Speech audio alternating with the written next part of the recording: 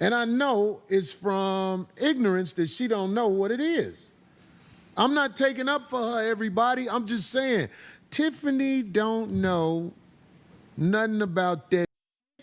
She's just speaking from the heart of what she was told.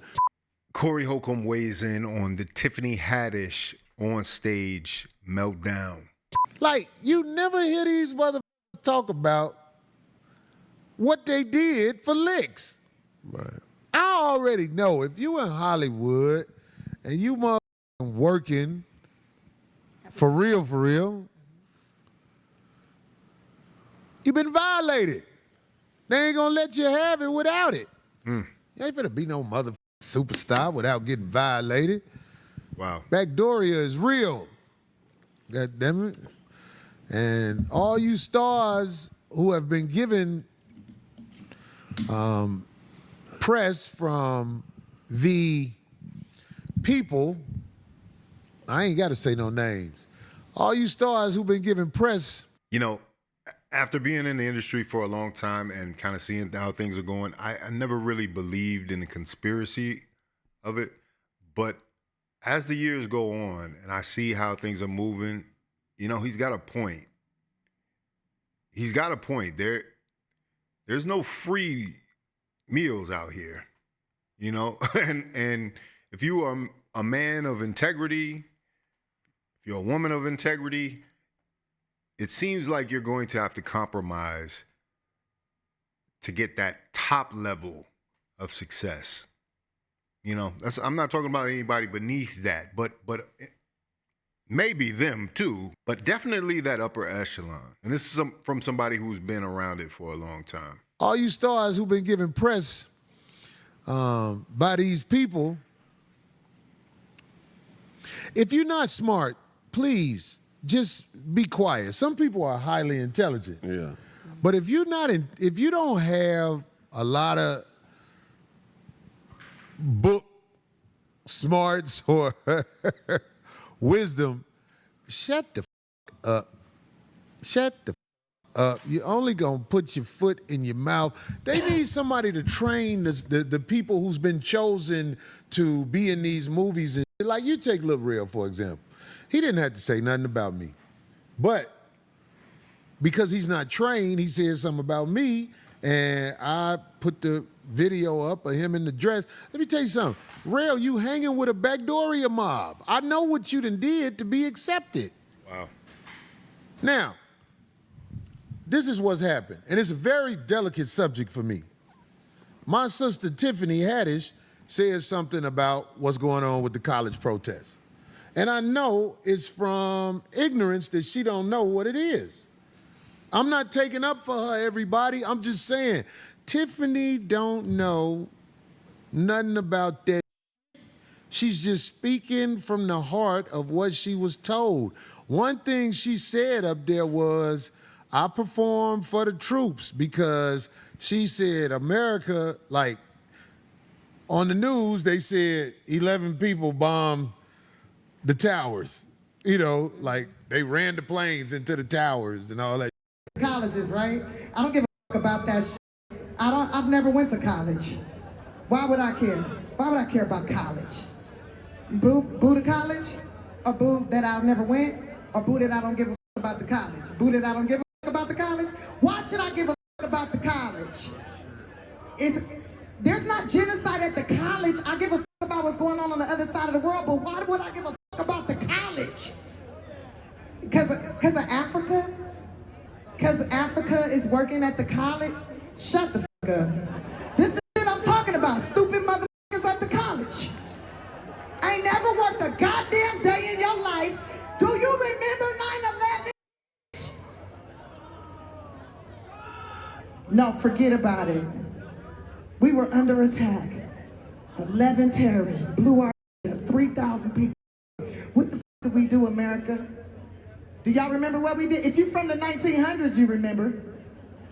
We went the fuck over there. We fucked they didn't we? I went over there. I flew on a plane. I went over there and did comedy for the troops. I did do that. I did comedy for our American troops. And then Tiffany said, we went out there and we them up. I'm like, I think Tiffany really thinks that what they showed her on the news about what happened is what happened. You get what I'm saying? Yeah. My sister Tiffany, what they played on the news is what they wanted you to think. The people who lead this nation justified going over to the sand. Everything you saw on the news is sucker shit. It's sucker shit. Them people did that to us. Except now you're integrated in this society where you think you're supposed to be like, oh, I'm this, I'm for my country and all like that. You don't have a country. You've been chosen to be in front of Yeah, so there's many theories on what happened in the fateful events of 9/11. I remember where I was exactly during that moment. I was in my second day of school in New York City. So I experienced it firsthand, and, you know, just thinking about how afraid everybody was. But we were afraid because we were lacking knowledge. We were not given all the information that we needed to make moves. And when you're in that moment of fear, most of the time you make snap decisions. And it sounded like what Corey's saying is that Tiffany is coming out of that into a place where she made a snap decision, and she believes that was the end of it. That was the story. That was the narrative. That's how it is. But, you know, it's three sides to every story. And it's always been murky around some of the details of that. Not to go into conspiracy theory or anything, but what were the true reasons that we went into Iraq? When it was known that these people were coming from other countries, you know? And so there's a lot of stuff around that that actually, Corey is right here, will lead you to believe that the narrative that was pushed, that wasn't the full story. We should always question things. I'm for my country and all like that. You don't have a country. You've been chosen to be in front of them people and basically Chosen. perform for them. But don't think that they're your friends. The people who run this nation make sure that people like us are always struggling and in fucked up situations. So when you hear about the people from this nation who went over to other nations and destroyed them, this is what I'm trying to tell you, my sister. Them people are at them colleges protesting because the people over here who run this nation support injustices over there. You probably don't even know what happened in the 1940s. You probably don't even know, Tiffany. Tiffany actually has taken a trip over there to investigate further, and what she said was she wanted to learn about what was happening exactly on the ground and who she should support as an ambassador. So she's been over there not only for the 9/11 supporting the troops, but now she's been over here for a current conflict. And so, you know, we want to give Tiffany, we want to give Tiffany the room to make her own decision, but believe me, she's been taking some information and she's accepted some information, which could explain why she blew up the way she did about the protests. They jacked them people. Everything in America is a jack move. Do you know that?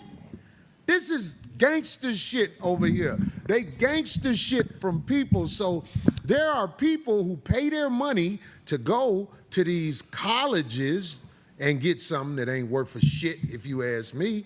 If you go to college, you're looking to be placed. And ain't nothing wrong with that. You might be the type of person who needs to be placed. But these people who are paying their money to go to the colleges are protesting because they know of the injustices that's going on over there.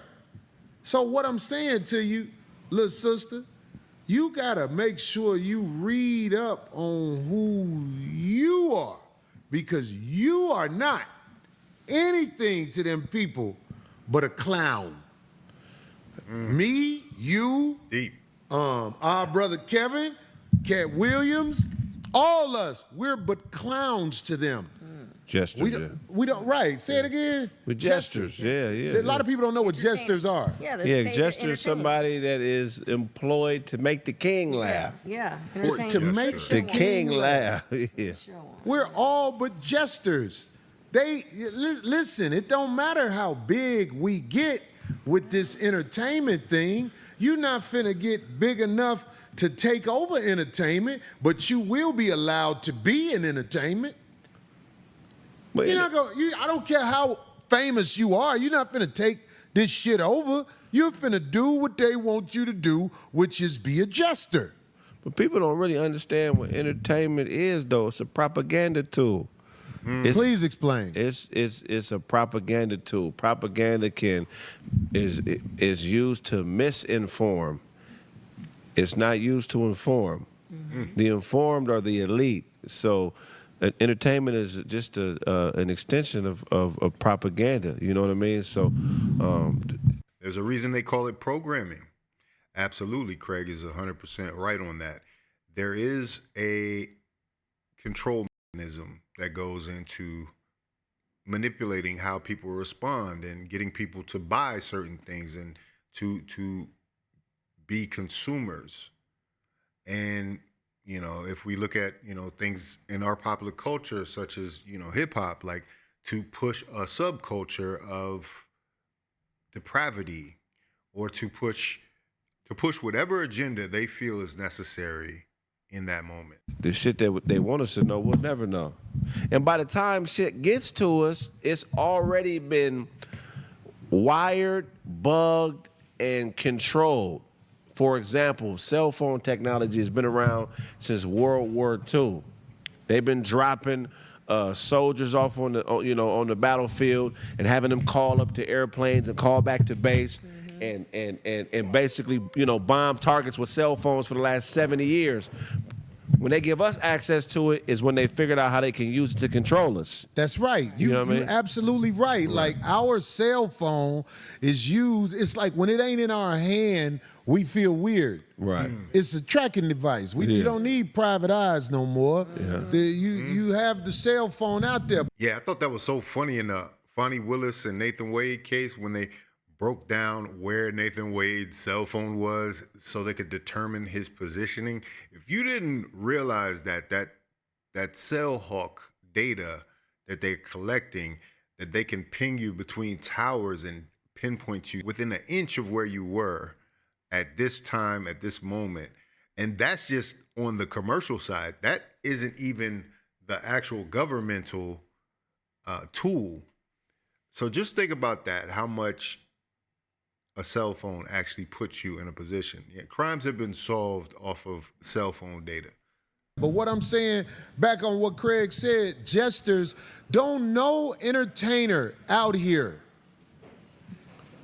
You ain't got no power. Don't ever think you have power. At one time, Richard Pryor was the top comedian. Right. They gave him some money.